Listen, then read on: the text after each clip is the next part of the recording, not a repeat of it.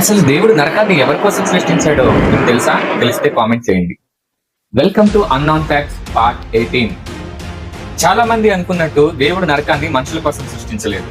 మత్తయి సువార్త 25వ అధ్యాయం 41వ వచనంలో యేసుక్రీస్తు ప్రభువు స్వయంగా ఈ విషయం చెప్పారు. అపవాదికిని వాని దూతలకును ఏర్పరచబడిన నిత్యాగ్ని అని. అంటే నరకము సాతానుకును మరియు వాడి అనుచరులకును సిద్ధపాటు చేయబడిందని మనకు అర్థమవుతుంది.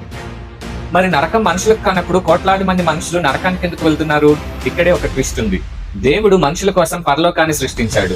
అయితే ఏ సాతాను కోసం నరకం కట్టబడిందో మనుష్యుడు దేవుడి మాటను వినకుండా ఆ సాతాను మాటలు వింటూ అదే పాప మార్గంలో నడుస్తున్నాడు. సింపుల్ గా చెప్పాలంటే నువ్వు ఎవరితో కలిసి నడిస్తే వారి డెస్టినేషన్ కి నువ్వు కూడా చేరుకుంటావు. నిజానికి దేవుడికి ఏ మనుషుడు నరకానికి వెళ్ళడం ఇష్టం లేదు. అందుకే తన ప్రియకుమారుడిని ఈ లోకానికి పంపించి మన పాపాల కొరకు సిలువలో ప్రాణం పెట్టేలా చేశాడు. నరకం అనేది దేవుడు నీకు ఇచ్చిన శిక్ష కాదు. దేవుణ్ణి వద్దనుకొని సాతాను వైపు వెళ్లి నీకు నువ్వుగా తీసుకున్న డెసిషన్.